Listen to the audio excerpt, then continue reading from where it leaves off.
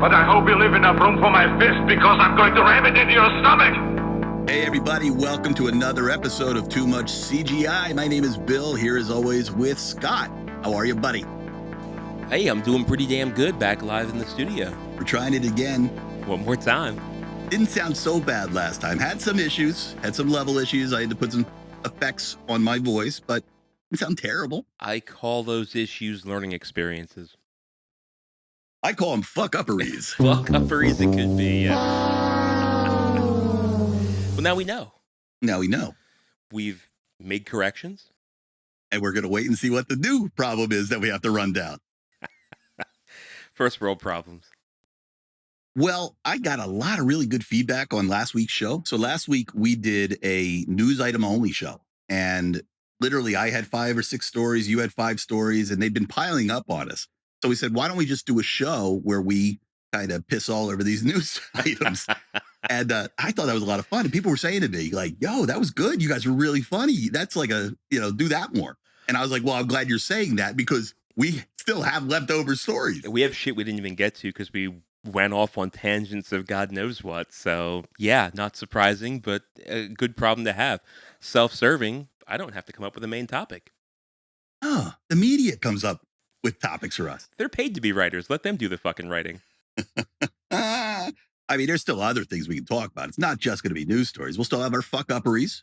We'll still have our mailbag. I just don't have any fuck-upperies or mailbag today. We will in the future. Yeah. I think we just jump right into the topics. I like it. Or news items, really. I like it. All right. Same rules as last time. We wrestle to see who goes first. I seed. You go first. All right. I'm doing it old school. Listen, I got papers. Look.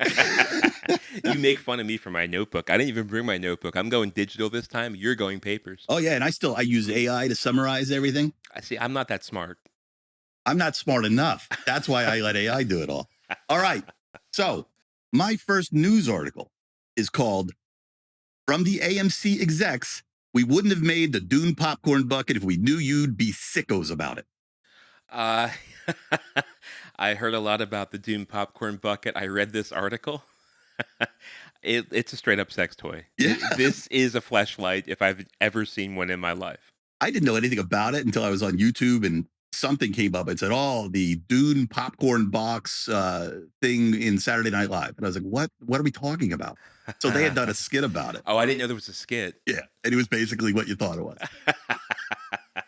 Yeah, man. Like lube that thing up and you're in for a good time. So what it is, right? It's a popcorn bucket and a plastic thing on the top. It's meant to look like one of those sandworms, I think. Yes. And I guess everybody's problem is they put their hand into the sandworm's mouth to get the popcorn and it feels really nice and, soft and prickly. Well, it got all that artificial butter. It got all that artificial butter on there. That just lubes it right the fuck up, man.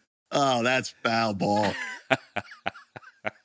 There's no way any executive or anybody looked at that and signed off on it and didn't think what everybody else thought. Or at least didn't think everybody else was going to think that. I read something, because before I knew what was really going on here, I read something else that Deadpool is going to make a popcorn bucket that's going to be even grosser and worse than this. I love it. Yeah, me too. I would expect nothing less from Ryan Reynolds and Deadpool. That's fantastic. Is that a thing that's happening? Are people going to the movies and getting these unique popcorn buckets, or was Dune the first one? So, as far as a movie theater goes, I think this may be the first time. No, that's not true, because Ghostbusters Frozen Empire had a popcorn bucket that was shaped like a ghost trap. And like you would hit a button and it would flip open and you could keep popcorn on the inside. But popcorn buckets as collectibles have been going on for a long time at Disneyland and Disney World. They come out with a new one every other week, it seems, for different characters, different events, different everything. So collectible popcorn buckets aren't a new thing, but definitely seems to be newer for the movie theater world. And this was a hell of a way. Without a doubt, this is the most notorious of anything that's come out so far. I don't know if you guys hear the noise, but my wife's getting awfully close to us. She wants to learn more about the popcorn bucket. She's getting herself a night off. Oh, I know. Maybe you are. Well, let me read this article to you. Since I made AI do it, I might as well read it. AMC Chief Content Officer Elizabeth Frank admits the theater chain would have never created the viral Dune sandworm popcorn bucket if they had known it would become so celebrated and mocked for its distinctive soft, wormy tendrils, it says here.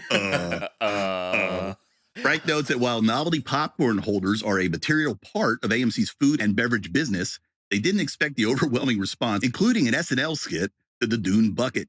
The exec says the company continues to learn and evolve when it comes to such merchandise and likely won't be chasing another sandworm of that kind any soon. Learn and evolve. Isn't that just like the perfect, thing an HR person would say? I also feel from an PR. not HR, but from a PR perspective, this feels like a no publicity is bad publicity kind of thing. I mean, this is fucking notorious. Not that you need to have that much notoriety or publicity for Dune 2. I mean, it's probably one of the biggest grossing movies of 2024. But yeah, it got it. You watch them? I watched the first one. I don't much care. I gave it about 5 seconds. I don't know what's wrong with me. I cannot get into Dune. Love Star Wars. I know Star Wars ripped off a lot from Dune, Yeah, and I can't get into Dune. I can conceptualize it as a Star Wars fan. There's a lot I should absolutely love about the Dune universe, just based on how much George Lucas stole from it. But I watched that first movie and I had an instant Bill reaction. Who are these people? Like, who's that guy now? Well, what's this? And they can control things with their crazy weird voice, and that guy is that kid. That kid's that woman's son, and I just was confused, and I just didn't care enough to watch the whole thing. I'm not running back for more, but I've heard people tell me that Dune 2 was one of the greatest pieces of cinematography they've ever seen. Really? Yeah. One of the best pieces of cinematography I've ever seen. I just saw the other day. Holy shit. I watched that Poor Things movie with, You told me about this, yeah. it's straight up porn. I mean, it's nonstop. Who's the girl in it? Emma Stone. Emma Stone. Yeah. And the guy that plays Hulk? Mark Ruffalo, yeah.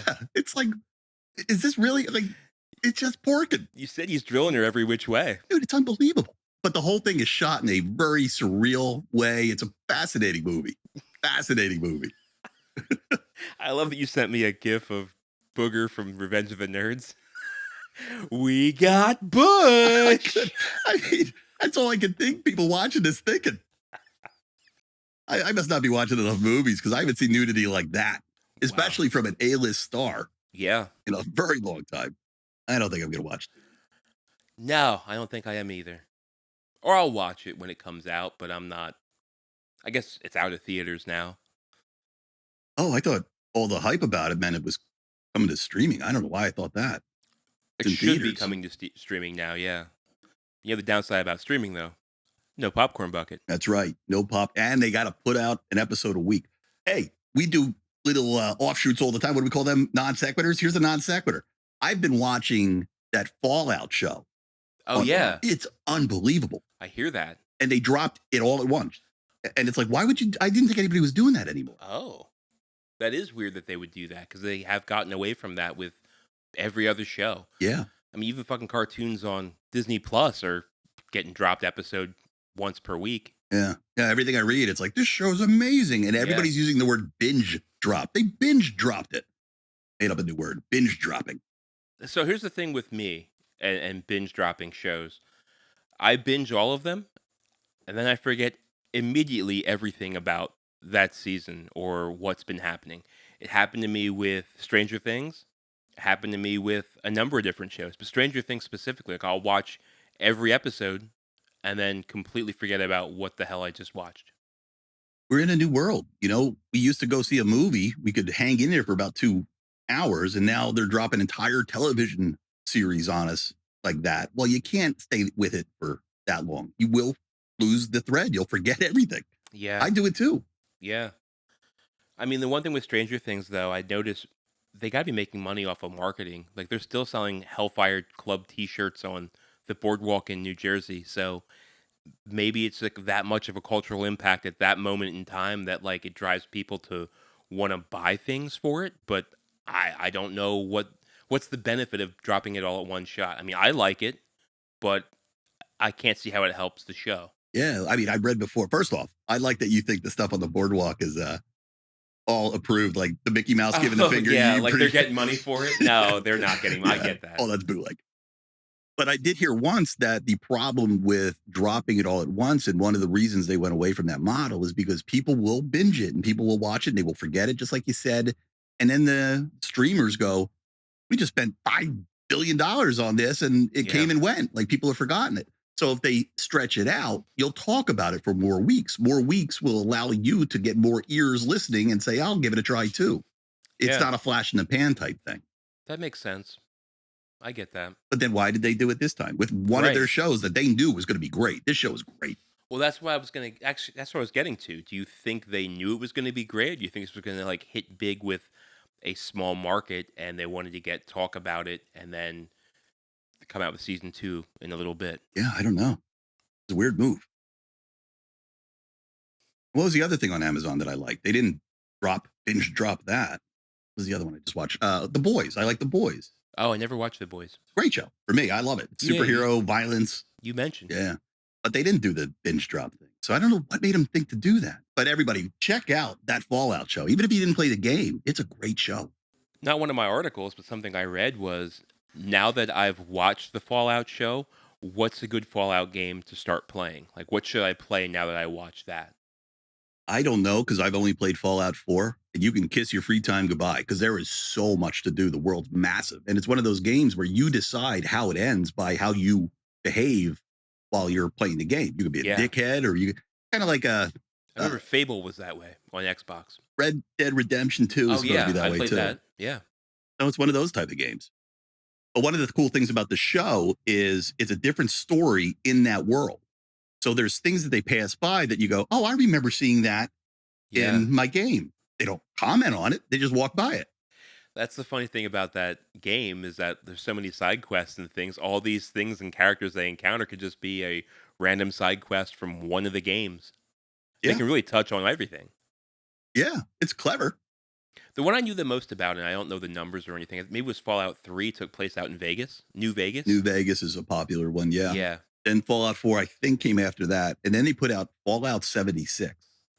Oh, right. Yeah. And that one had a terrible launch. Like it had bugs and all kinds of problems. And everyone said, fuck you. We ain't going back to it. But they fixed it. And now it's got a pretty good player base. And with this show going, up on Amazon, evidently everybody's rushing to the Steam store to download it again Okay. and play all the Fallouts again. So it's definitely making Fallout some more money. Fallout, Bethesda, whoever makes I think it's Bethesda, right? I think you're right, yeah. So was the purpose of this show to drive people to the game? I can't imagine that Amazon would give two shits about Bethesda making more money on new subscribers or new players.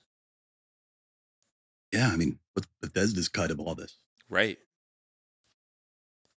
I would think something like this, they're paying Bethesda X amount of money flat rate for the rights and the license, and they do with it what they want. Sure, Bethesda signs off on things to make sure it jives with in-universe things and canon, but yeah, I don't know that. Again, the amount of money Amazon takes to produce something like this, that they care that Bethesda's getting new players. I also wonder how it goes, kind of compared to like the music business. It would be a record label gives X amount of money to a producer to go record Motley Crue, and then they record them, give it back to the record company, and they go, this is terrible, redo it or something like that.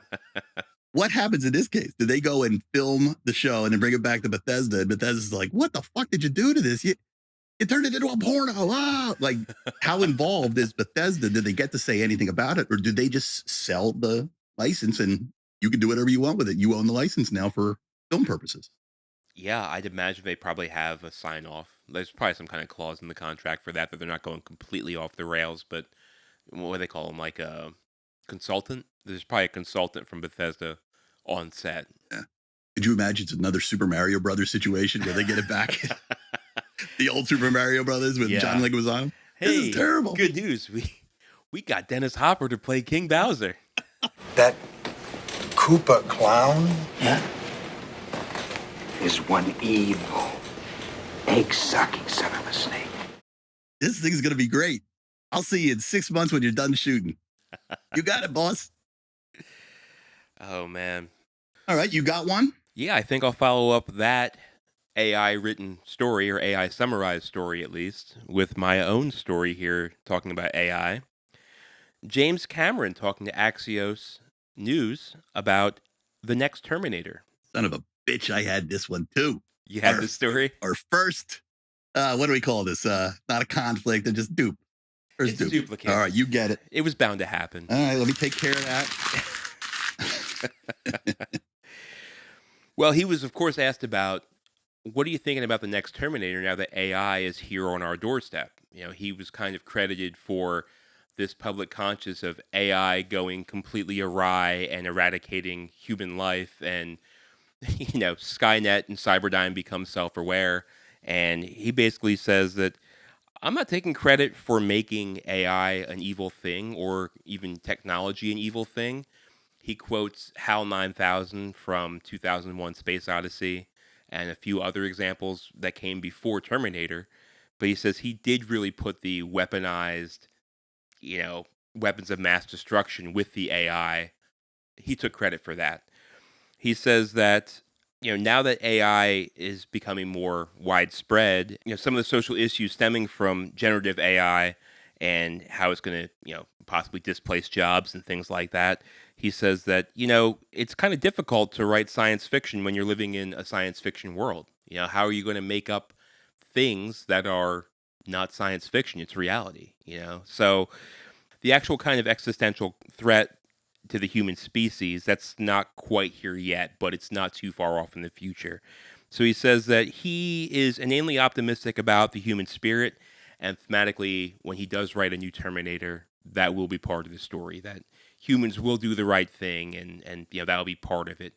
But it is kind of funny. You and I talked on here before about, AI becoming what it is and the fears around AI, and I think we actually quoted Terminator 2 and Terminator as examples of like worst case scenario. And he's kind of like, yeah, I'll own that. Yeah. Let me give you, there's a paragraph in my summary. Let me give you the AI summarization of the same article that I thought was cool and tied into what you're saying. Cameron says he accepted the challenge of figuring out the next Terminator story and is exploring whether it will be a single film or a multi-film arc. He recognizes that his depiction of AI as a threat has helped shape public fear, but says he doesn't take full credit for the idea of evil AI, nodding to earlier examples in film. So that made him want to come back to the franchise. Yeah. I also like the line you had in here where it says, if I were a newly aware superintelligence, the last thing I would want to do is start a nuclear war.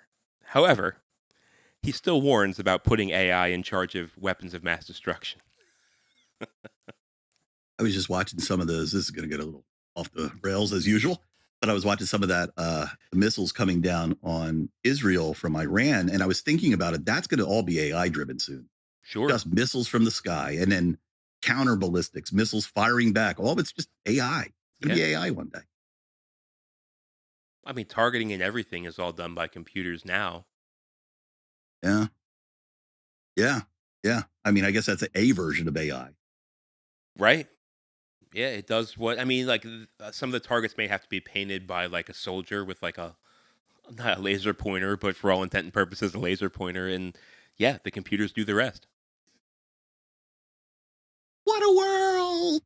What a world! And as we always say, not to get political, but when you put this much money towards your defense contracts and defense systems, of course you're going to have a lot of development and AI and things put towards those things. That's where the money goes. Development happens where the money goes. Yeah. Let's put some of that money towards our school systems, huh? Put some of that money towards my pocket. It's coming from your pocket. Good point. Oh, there's another topic we should get into. How much of our tax money is just wasted on stupid parties and flying people here and there and dumb experiments that never see the light of day. Oh, God, there's so much. All right, I'm going to give you one. For some reason, most of my articles came from Variety this week. I don't know why.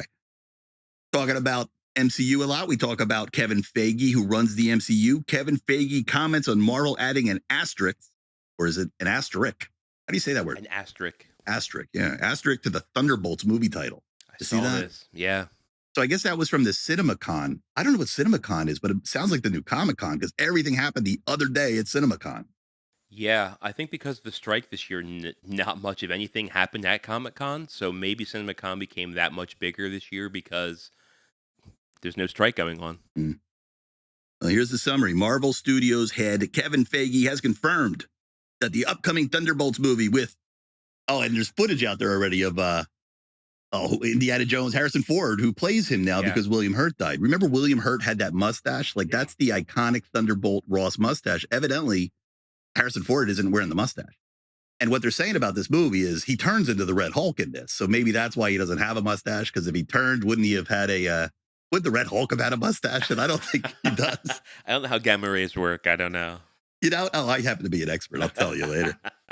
Anyway, back to it. Marvel Studios head Kevin Feige has confirmed that the upcoming Thunderbolts movie will officially include an asterisk in the title, though he has refused to explain the reason behind the change. Feige stated that the title Thunderbolts asterisk, right, because it's really Thunderbolts with a little asterisk next to it, is the official name, and the details behind the asterisk will not be revealed until after the movie's release. The addition of the asterisk has raised many, I can't even say the word asterisk, Astrid, Astro, asinine. The addition of the asterisk has raised many questions, with theories suggesting it could signify a major narrative twist or change to the traditional Thunderbolts team lineup. Some have speculated it could hint at the team evolving into a Dark Avengers type group by the end of the film. And I think there was a Dark Avengers comic series. There was. Yeah, where all the bad guys donned the good guys' costumes and pretended they were the good guys for some reason. Feige's secrecy around the title change suggests the asterisk is directly tied to the movie's plot and narrative, rather than just a production placeholder. The Thunderbolts asterisk film is set to... We're not going to call it that, are we, right? Yeah, I will. Oh, God. Hey, man, have you seen the new Thunderbolts asterisk? You're an idiot. The film is set to release on May 5th, 2025, after the events of Captain America Brave New World, which is more footage they also showed at that CinemaCon. Hey, steal my story, dude. Oh, why don't we go to that? Because I don't have anything about it. I'm not sure what they're doing. While at CinemaCon, Kevin Feige and Anthony Mackie, while in Las Vegas, also introduced Captain America Brave New World, also called Captain America 4, no asterisk. But they were talking about that. They also debuted and showed off some Deadpool and Wolverine footage as well. That I heard. Yeah. So I don't think they're talking that much about it, but they were both there. Of course, Anthony Mackie is playing the new Captain America. That was brought about in Winter Soldier. Was it? Winter Soldier. Well, no, it was brought about in Captain America Winter Soldier. Is that the one? No, I'm Falcon and the Winter Soldier show. Right.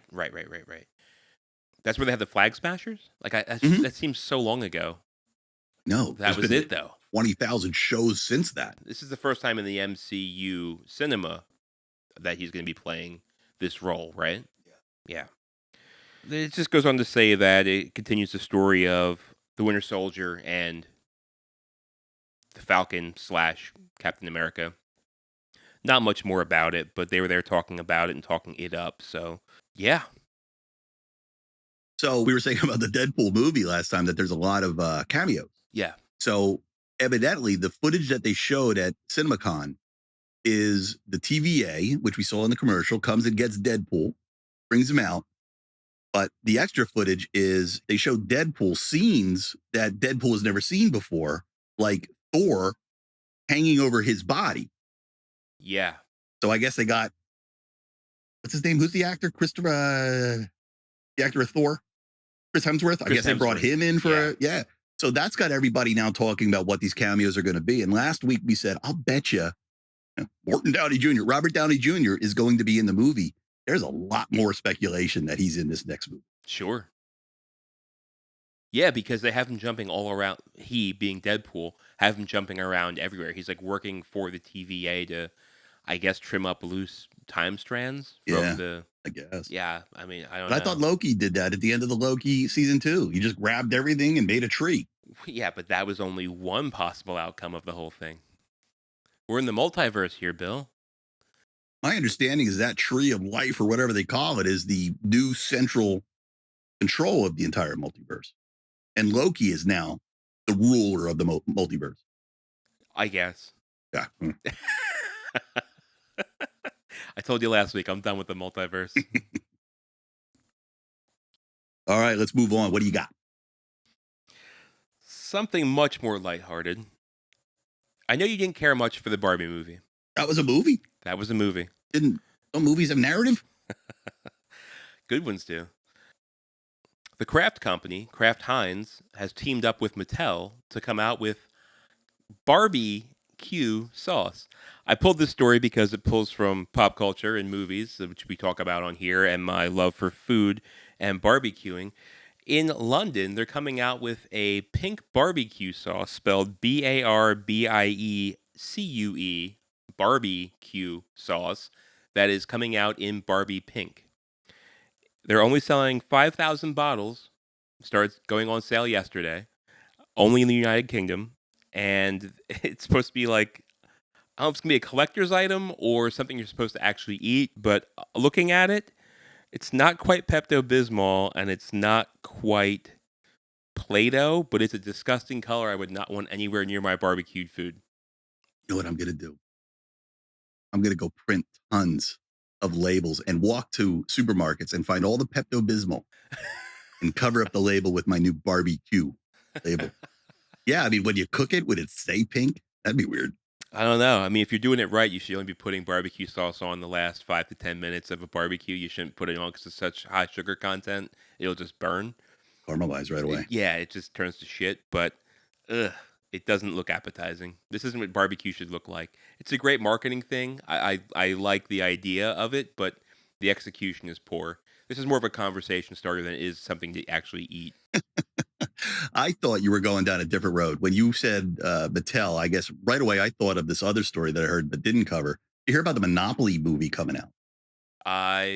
You know what? Our friends over at 1980s Now went through all of the different toys since the popularity of the Barbie movie, all the different toys that they've sold the rights to movie theater or movie studios to make stories for. I knew Monopoly was one of them. There's also Uno. There was an Uno movie. Uno. Exactly. How the fuck do you... Well, let's think about this. Remember Battleship? Yeah, how bad that was. With Rihanna and Skarsgård? Rihanna was in that? Rihanna was in that, yeah. I don't even remember it. It was God. bad. It was bad. Well, this is supposedly being done by Margot Robbie has a production company now. Oh, really? Which is probably the other reason why the Barbie reference made me think of her. Maybe. Yeah, she's actually playing the Monopoly man. Yeah. Really? Started the rumor. Is it going to take place in Philadelphia? Whoops. Probably Atlantic City. Yeah, Atlantic City, where the game was really based. If you listen to our show, you might know that I'm an idiot when it comes to Monopoly. Well, moving on from, talking about stuff that we grew up with that's now still being done or remade or, the franchises we love. Did you hear about the new Transformers 1? You did, because we've talked about it before. We've talked about it before, and also He Who Shall Not Be Named also sent me a text talking about the new movie. There was also confirmation. Is this the movie where they're going to... This isn't that. No. This isn't the G.I. Joe meets Transformers movie. I thought that's where this was going. No? This is that new animated thing. It's got, I think Scarlett Johansson is a voice. I actually think Chris Hemsworth is a voice. Really? Okay. Yeah. And I don't know what they're doing with it, but the animation is supposedly like the Generation 1 animation that we grew up on, but the story's a little different. I heard today, I was listening to something. Apparently in this story, they don't transform. When they get to Earth, they learn how to transform. Like, I guess they're just making changes for whatever reason. Let me read it to you. The first footage from the upcoming animated Transformers prequel, Transformers 1, debuted at CinemaCon 2024, and it seems to take the franchise in a very different direction compared to previous Transformer films. Directed by Josh Cooley. Who the fuck are you? Transformers 1 is set entirely on Cybertron and tells the story of how Optimus Prime and Megatron went from best friends to mortal enemies. While the cast includes big names like Chris Hemsworth, Scarlett Johansson, and Keegan-Michael Key. You know that big name, Keegan-Michael Key. I do enjoy Keegan-Michael Key. I do too, but he's not a big name. Say Jordan Peele, I go, oh yeah, big name, Jordan Peele. The footage revealed a more juvenile, humor-focused tone aimed at a young audience. The animation style is described as more basic robots running around CG, lacking the gravitas of the dark 1986 animated Transformers film. The young versions of Prime and Megatron, called Orion Pax and D16, These nuts. are depicted as clumsy, mistake-prone characters who slowly discover their transforming abilities. The action sequences also seem to prioritize comedy over excitement. Are you excited for this? No. Yeah, me neither, man. Me neither. Not at all. I'm not even going to read the rest. I'm just going I did hear, and I didn't make it a story, but they're going to make a new Teenage Mutant Ninja Turtles movie, but it takes place in the future when 3 of the brothers die. It's called The Last Ronin, and it's only about one of the turtles, and he comes back to New York for some reason. I mean, if it's Raphael, I'm cool with that. Supposedly, it's really adult, so it would probably be Raphael cutting heads. I like it. He was the one that yelled "damn it" in the 1989 movie. Damn it! Yeah, I remember. Remember Secrets of the Ooze? He yelled, "Fuck me!" I don't remember You that. remember that scene? No. Oh yeah. No. Oh fuck me! I got ooze on me. Did that really happen? Or are you making that up? Oh, okay. I was gonna say I remember when he was got the shit beat out of him when he was going out dressed up as the trench coat guy. Yeah, the Flasher. And he yelled, "Damn it!" And I thought that was the cutting edge as a 9-year-old. God damn it! You remember the Transformers movie, the cartoon, when it came out in the 80s, when it was the Omega, not Omega Supreme. God, how the hell did I even remember Omega Supreme? No, it was the white. It was basically the toy was a multi-car carrier, one of those transport systems. Yes, but the actual toy was just Optimus Prime painted white with extra stuff thrown on him. Oh, I didn't know. Like a different trailer. Yeah, totally different trailer, but the same front. Same cab. Yeah, and when the head would flip over to be Optimus Prime's head, you're supposed to take this other head and put it on. Yeah. Wow. Well, he was the main character in that movie. And at one point, I think he died in it. Or he didn't die. I know Optimus died. Fuck it. I hardly remember. But he said shit. He said shit in the movie. And I remember being a kid going, oh my God, they just cursed in a fucking cartoon. Blew me away. Well, they're not going to top that in this Transformers 1 movie, I'll tell you that. Well, I'll keep with the trend of things we love turning to shit. You mentioned last week that you got pissed off that you read about a rebooting of Thundercats. Yeah, that's well, right. Here's a story from Screen Rant. Not only is it a reboot of Thundercats, it's a live action version of Thundercats. Stop. Live action. Didn't they learn anything from the live action Cats debacle? That's the first thing I thought of. Absolutely. Adam Wingard is set to direct the Thundercats movie, and apparently he has a passion for the story, and they believe that's going to be crucial to honoring the source material and engaging new fans as well as old fans. I have yet to see that happen in any of these reboots of anything. We talk about this a lot. When do they do something for new fans that also appeals to old fans? I haven't seen it once. And that even rings a bell. Let me look it up. No wonder it's a name I know. It's fresh in my head. So he's Godzilla vs. Kong, the New Empire, Godzilla vs. Kong in 2021. Oh, he made Death Note. I don't know if you know Death Note. I know Death Note. I know of Death Note, yes. And then he made the VHS horror movies. He made Blair Witch in 2016. That's not real Blair Witch. No, that was the remake. I didn't even know they did a remake. Well, and that's what we're going to be looking forward to with a live-action Thundercats. Yeah. Another note here, adapting the animated series to live action is going to present a challenge. And I love this line. But CGI and proper script could lead to success if done right. Again, I have yet to see it done, but I love your optimism, Screen Rant. It's all going to be people in costumes, a little CGI peppered on them, and then one really bad snarf CGI creature. You know it. Well, they have 8 things that they have to cover to get this right and to nail it and to make people care. And bringing the iconic team to life is one of them. And Snarf is front and center in the photo that they have here. The character arc of Lion-O, from like a young leader to becoming like the leader of the Thundercats and like taking his role with the sword.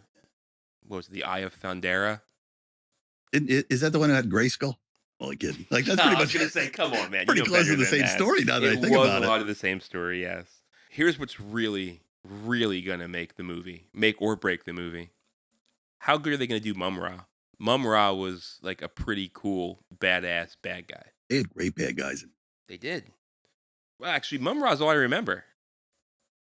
I remember liking them and thinking they were kind of spooky because that was the time I was into, I was getting into like Freddy Krueger and horror stuff. So seeing that kind of stuff in Fangoria magazine.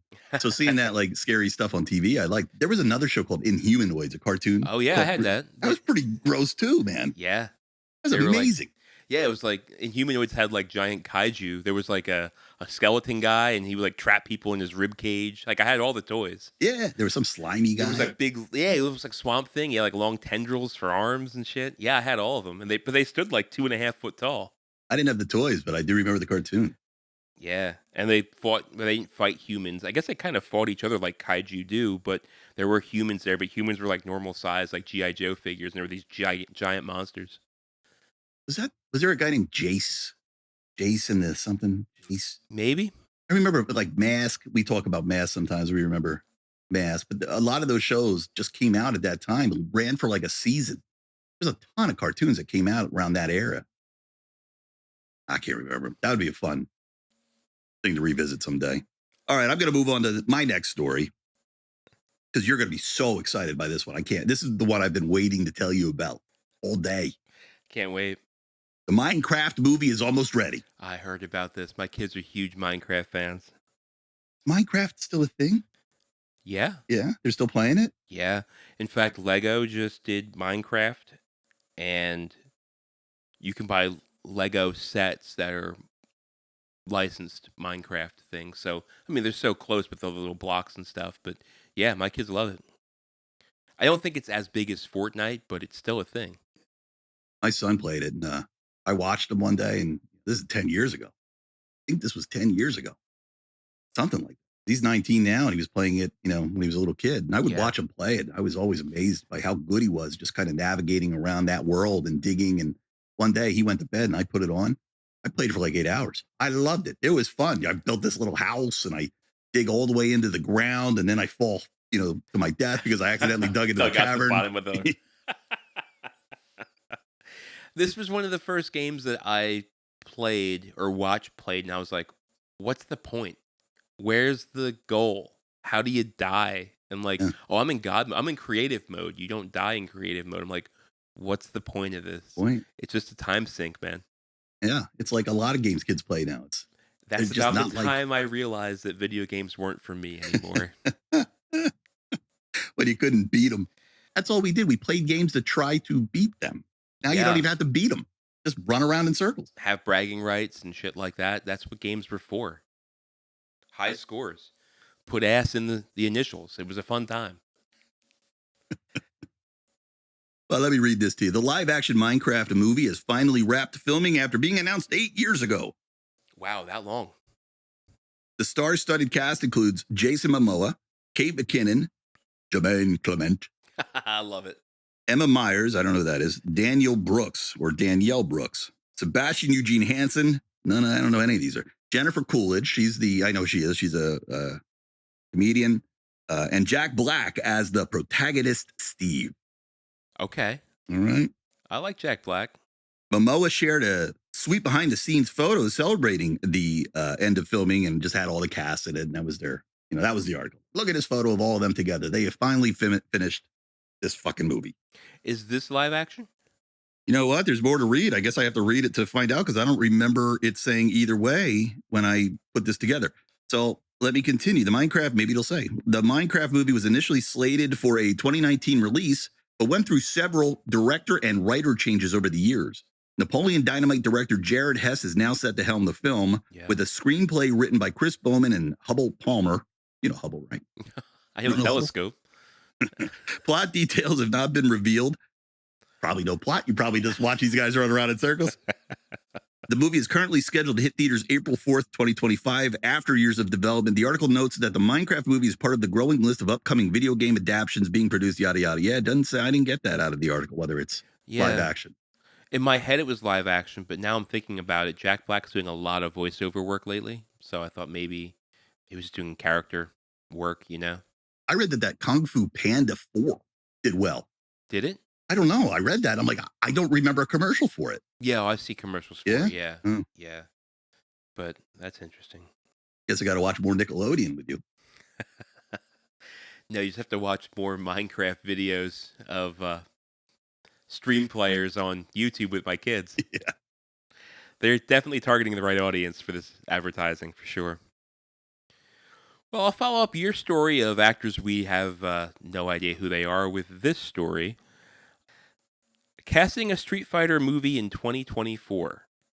Which actor plays every main character? So if you were to cast Street Fighter now, who would you cast for which role? All right. Now, I want to use this just as a conversational piece. I'll read what this article has. And by the way, for those keeping score, this is, again, from Screen Rant.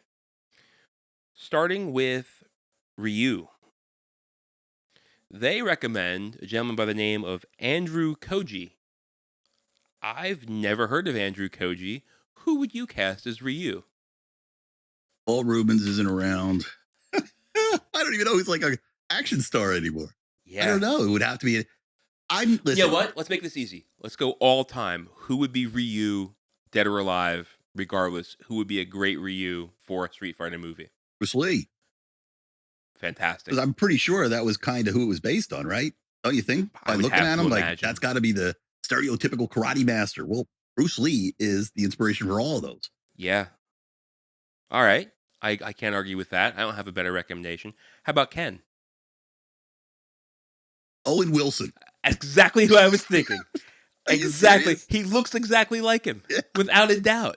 Wow. Wow. How about Chun-Li? They're recommending a woman by the name of Gemma Nguyen, who I've never heard of, but apparently actually already played Chun-Li in a movie before. I feel probably because this actress also played Chun-Li in a prior movie. I think Ming-Na Wen from Mandalorian. She plays, Yeah. Yeah. I can't believe I can't think of her name. She's cool. She was in Agents of S.H.I.E.L.D. too. She was. Yeah. Yeah, she's too old to play it now. She is. I'm saying all time. Bruce All Lee's right. dead. You're right. Forgot the rules of this game. All right. How about Guile?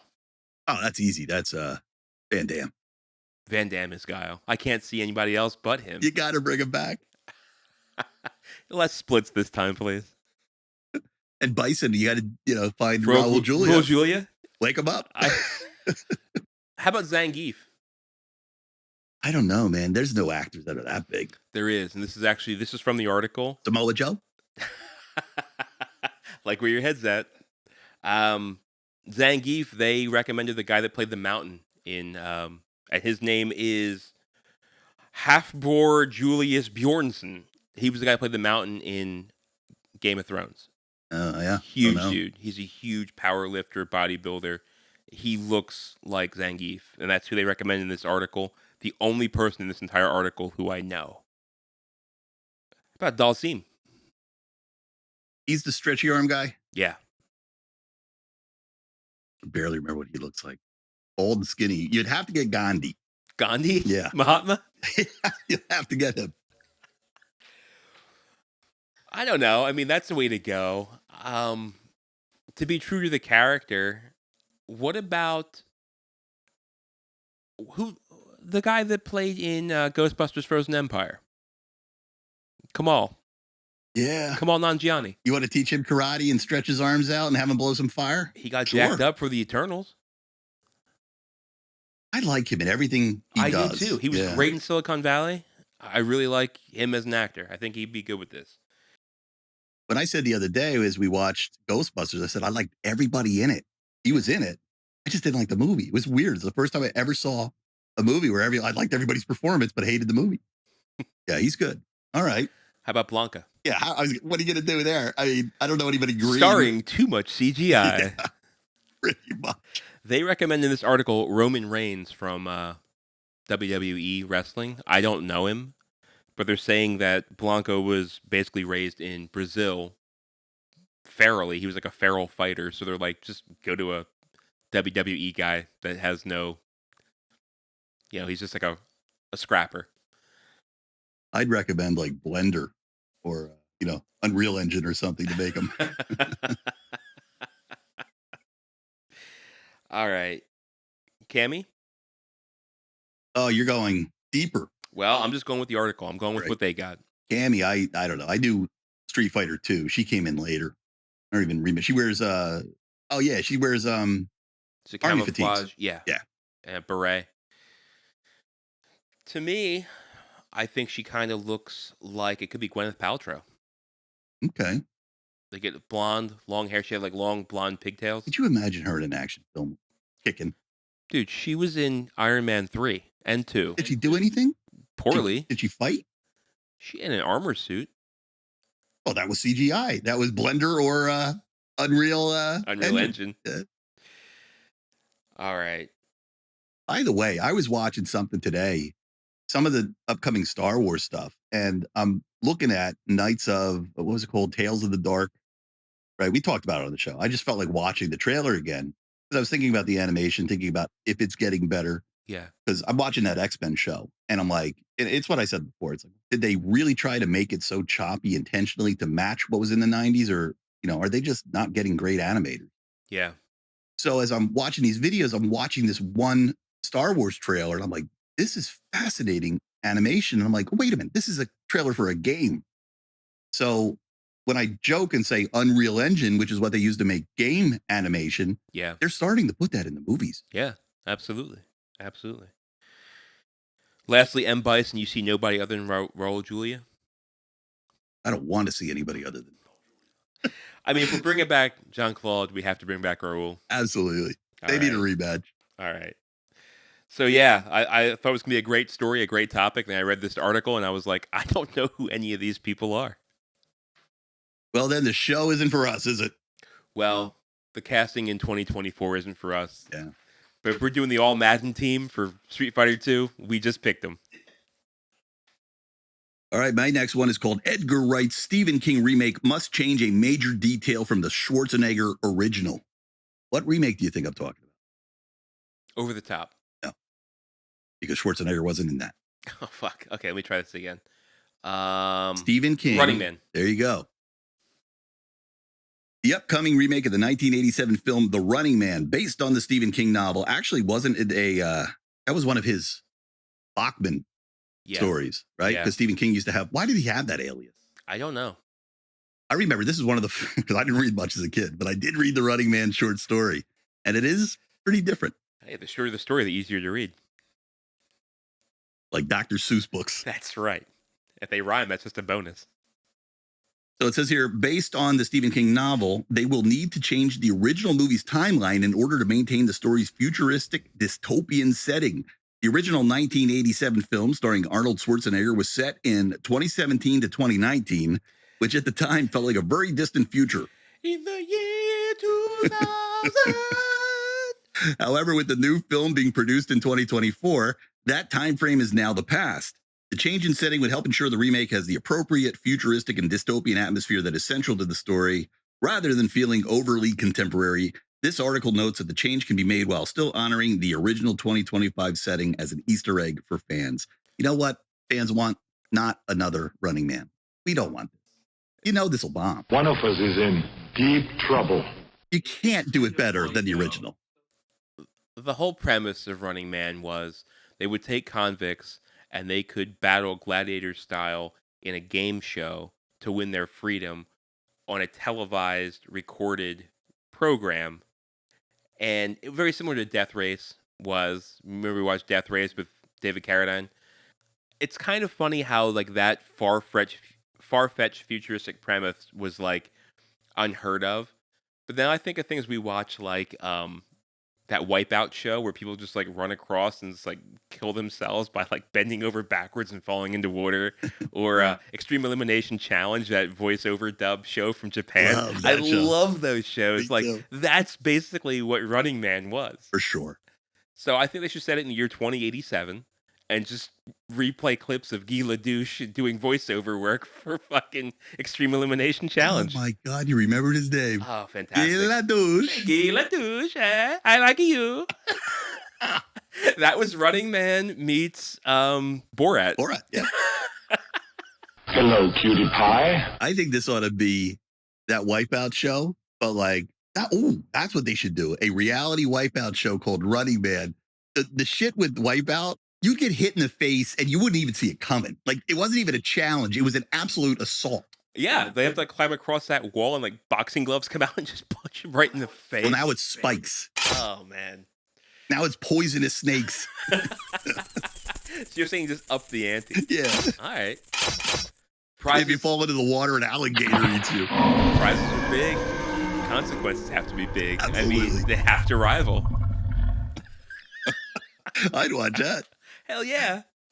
So maybe people do want Running Man, but they want like real Running Man. Yeah, I'd buy that for $1. I'd join their Patreon. All right, this is my last story I have here. I don't know how many more you have, but from the Hollywood Reporter. I think we had a couple from the Hollywood Reporter here this evening. Miramax bringing back Scary Movie. Ooh, I have that one. You do? I do. Doubles. Do you think, because we were just talking a couple weeks ago, who's the dude that came and said it? We always get his name wrong. He was from Workaholics, but he said Hollywood isn't making comedies anymore. Make comedies. Oh, Adam Levine. Adam Levine. Yeah, right. Adam Devine or Adam something. but we were Devine. talking Okay, about- right. Okay, I do get his name wrong. You're right. There are funny, raunchy comedies coming out again. Yeah. I just saw one the other day with John Cena called like Nicky No Dicky or something. Nicky Will Wiki. I don't Yeah, but apparently that movie was like a long time in the making before they came out with it. Like it was like in production for a very long time before I guess the studio bought it. Oh, So maybe studios are taking a chance on raunchy comedies again. Yeah, Nicky No Dicky or something. yeah. Well, the last scary movie we had was 2013, so 11 years ago. And this is actually supposed to come out in 2025, so it'll be a full 12 years since the last scary movie. Now, here's what I got thinking about. When the first scary movie came out, it always starred Anna Faris, and it came out right after Scream, and I Know What You Did Last Summer, and there was like those high school kid horror movies. And then they did a couple more where they made fun of like M. Night Shyamalan movies with I remember Joaquin Phoenix and Mel fucking Gibson. Yeah, they Mel brought Charlie Sheen in. yeah, to do signs. the They were making signs. fun of Yeah. signs. And there was like those kind of horror movies. The horror movies are coming out with now are like those found footage things, like Paranormal Activity and Annabelle, and like those, and like almost like possession movies, like The Nun and shit like that. And they came out with a new Omen that's in the theaters right now. Like, is that the genre they're going to tackle in a new scary movie? They always have to like kind of skewer the current horror movie genre, and that's kind of where horror movies are at right now. Yeah, I guess you're right. So it's only going to be as good as what they can parody, right? Unless they're going back and they're going to try and do like the multiple remakes of Halloween and Michael Myers and Child's Play series and shit like that. Like, which direction do they go with it? I think it really matters who makes it too, because those were the weren't they the Zucker brothers who did some of those, right? The Wayans brothers were Wayans involved. brothers did, yeah. Like you got to be funny to do that. I know towards the end, I wasn't laughing at the last 18 scary movies. Oh, I remember the last one they made fun of. In addition to Signs, they made fun of like The Ring and like the where you watch the video and then the fucking and Charlie Sheen was in them too. It was Anna Faris and Charlie Sheen, and I guess Joaquin Phoenix was in the real movie. Not He was in the real one. yeah. Okay, it seems a little too lowbrow for his artsy style, but yeah, I mean, like, what are they going to skewer? I mean, I guess that's the big question. I guess it's gonna really make or break it. Like I said, Paramount's putting it out. No specific release date. They also have no word on whether or not there's going to be original stars in it, or a whole new cast, or a combination of both. There's really no talk other than it's coming. They were really dirty in the beginning. That was definitely 90s humor. Like we were raunchy and dirty in the 90s and early 2000s. Yeah, kind of went away. So it has to, shit. Yeah, I'm not excited for it. Well, Because I don't think audiences now want what came out then. So they're going to have to find something funny in a modern, with modern sensibilities. And I don't know. Well, as I'm thinking about it, they still are making Scream movies. So if the first one got big on parodying Scream 4 just came out, Scream 5's in shooting. Are they just going to keep beating that to death? We say people don't want what came out back then, but they're still fucking making it. Remember they had Chris Elliott? Or he was in part. Take the strong hand. I'm going to mix up these mashed potatoes. Oh my God. He was so funny. Dude, Chris Elliott is a severely underrated treasure. Yeah. What Remember he did in Schitt's Creek is so fucking good. Have you ever seen Cabin Boy? Oh, yeah. Absolutely. Cabin Boy. Remember the series he had, Get a Life? Yeah, I watched it. Oh, it's so fucking good. That was like one of Fox's. That was like when like Fox was the adult channel, like the dirty channel. Yeah. You remember they had a cast member on Saturday Night Live named Abby Elliott. Pretty woman. Vaguely, That was his yes. daughter. Really? Yeah. So his daughter's out there in Hollywood working. Oh man, nothing's gonna beat his Rollin' Shit's Creek. Rollin' Shit. That's a great name. He just plays a good rube. So you're all out of articles? Yeah, man, that's all I got as far as my articles this Well, week. I got a bunch more, but I'm going to pick one. All right, let's wrap this up. I'm going to give you a choice. Would you like to hear about the Rust Armorer? Would you like to hear from Michael J. Fox?